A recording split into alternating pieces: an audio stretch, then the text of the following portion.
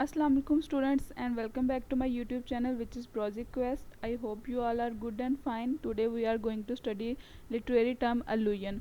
allusion हम लोग usually कहते हैं रेफरेंस को, मतलब किसी चीज़ के साथ रेफरेंस करना। allusion जो है ये हम लोग विद इन ऑथर जो है विद इन अ टेक्स्ट इसको यूज़ करता है।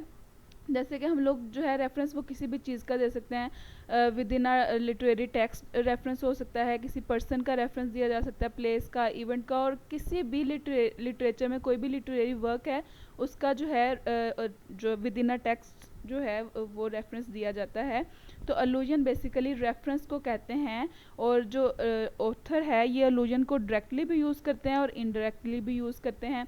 अब बात कर लेते हैं कि इसके कुछ की टर्म्स की, कि अलूजन जो है ये टेक्स्ट के अंदर इमेज को क्रिएट करने के लिए यूज़ किया जाता है, या फिर जो रीडर है उसके माइंड में इमेज क्रिएट करने के लिए यूज़ किया जाता है। अब ये जो रेफरेंस है वो नॉन थिंग का भी हो सकता है और अननोन थिंग का भी हो सकता है, लेकिन मोस्टली जो है वो रेफरेंस उस चीज़ का किया जाता है जिससे इतना इजी रेफरेंस दिया जाता है ताकि जो रीडर है, पढ़ने वाला है, उसको आसानी से समझ सके। क्योंकि जब तक वो रेफरेंस को आसानी से समझ नहीं सकेगा तो वो टेक्स्ट को भी एनालाइज या उसको समझ नहीं पाएगा। और ये रीडर और टेक्स्ट के दरमियान कनेक्शन को बिल्ड करने के लिए भी यूज़ किया जाता है, और ये टेक्स्ट को एस्थेटिक सेंस देता है, और ये कन्वर्सेशन को शॉर्टकट्स में चेंज कर देता है, और ये टेक्स्ट में क्रियोसिटी को भी बिल्ड करता है। उसके बाद यहाँ पे एक इम्पॉर्टेंट टर्म यूज़ हुई है इंटरटेक्सुअल और ऑटोबायोग्राफिकल अलूजन। अब ये जो ऑथर है वो इंटरटेक्सुअल अलूजन भी देते हैं, ऑटोबायोग्राफिकल अलूजन्स भी देते हैं। इंटरटेक्सुअल अलूजन्स क्या होते हैं कि मतलब एक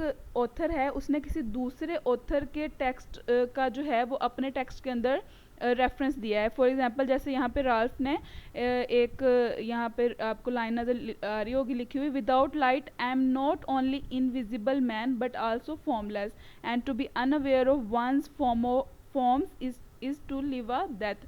यहाँ पे उसने एलन टेट के एक वर्क से जो है रेफरेंस दिया है, मतलब अपने इनविजिबल मैन के अंदर उसने यहाँ पे जो है वो पर्सनल रेफरेंस दिया है। वो यहाँ पे ये कह रहा है कि मैं जो है वो डार्कनेस में नहीं रहना चाहता, क्योंकि जो लोग डार्क में रहते हैं वो फॉर्मलेस होते हैं, वो ऐसे ही होते हैं जैसे कि वो ज़िंदा है या नहीं है वो फिर मैटर नहीं करता। तो एलन टेट का एक वर्क था उसमें उसने ये कहा था, उसमें उसने ये यूज़ किया था कि जो ह्यूमन है उसको डार्क में रहना चाहिए और इस तरह की चीज़ ना।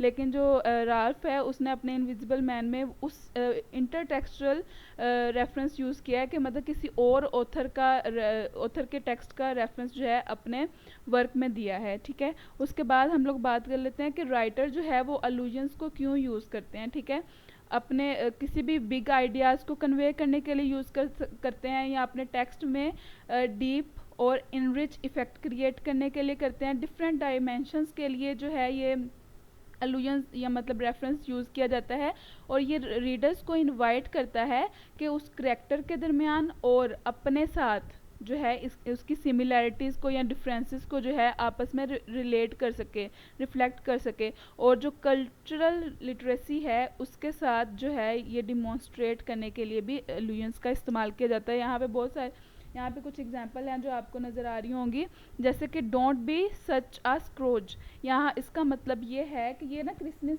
का एक करेक्टर है, उस स्टोरी में ये वर्ड यूज़ किया जाता है जिसका मतलब होता है कि कोई ऐसा पर्सन जो कि कंजूस है। तो इसके लिए देखें, अब उसने रेफरेंस दिया डोंट बी सच, मतलब उसको यहाँ पे एक पर्सन या किसी स्टोरी के पर्सन के साथ मिलाया गया है, ना बजाय इसके कि उसको मुकम्मल वो बयान करता। फिर है math is my Achilles heels. Achilles heels जो है ये एक नॉवल था जिसमें ग्रीक हीरो था एचल्स, जिसने अपना एक वीक स्पॉट ऑफ बॉडी को बयान किया था जो कि उसकी हील्स थी। इसका it means that math is there weak point. ठीक है, अब उसने इसको मैथ के साथ रिलेट किया है कि मैथ इज़ माई एचल हिल। अब जो एचल्स है उसने अपने वर्क में तो हील्स को जो है अपना वीक पॉइंट शो करवाया था। तो यहाँ पे कोई भी इंसान जो है अपने वीक पॉइंट को शो करवाने के लिए इस तरह जो है वो रेफरेंस देता है। जैसे वो कह रहा है कि math is my Achilles heel, she has the Midas touch with plants. यहाँ पे वो ये कहना चाह रहे हैं कि ये alludes to king Midas from Greek mythology who turn everything he touched into gold. मतलब वो जिस भी चीज़ को टच करता था वो गोल्ड में चेंज हो जाती थी। तो वो ये कह रहे हैं कि she really good at growing plant, a real Romeo. ये शेक्सपियर का एक वर्क था हाँ जी, शेक्सपियर का एक वर्क था रोमियो और जूलियट। तो इसका मतलब है it means the person is very romantic और चार्मिंग, अ रियल रोमियो। ये जो है वो इस चीज़ को रेफरेंस करता है। और उसके बाद है this project is the Titanic. Titanic जो है वो अक्सर जो है रिलेट किया जाता है किसी भी ऐसी चीज़ के साथ जो कि अल्यूड हो, ठीक है, मतलब किसी भी ट्रबल के लिए यूज़ किया जाता है। तो the project is failing, trouble means the Titanic mean the project is failing. इसके कहने का मतलब ये है कि ऐसा काम जो कि किसी ट्रबल में हो, क्योंकि टाइटैनिक जो है वो इसी चीज़ की तरफ रेफरेंस किया जाता है। अब आपको अलूजन की समझ आ गई होगी कि हम लोग इन एग्जांपल्स के ज़रिए कि हम लोग किस तरह किसी भी चीज़ का रेफरेंस दे सकते हैं। I hope my videos are helpful for you. Thank you so much for watching my video and अल्लाह हाफिज़।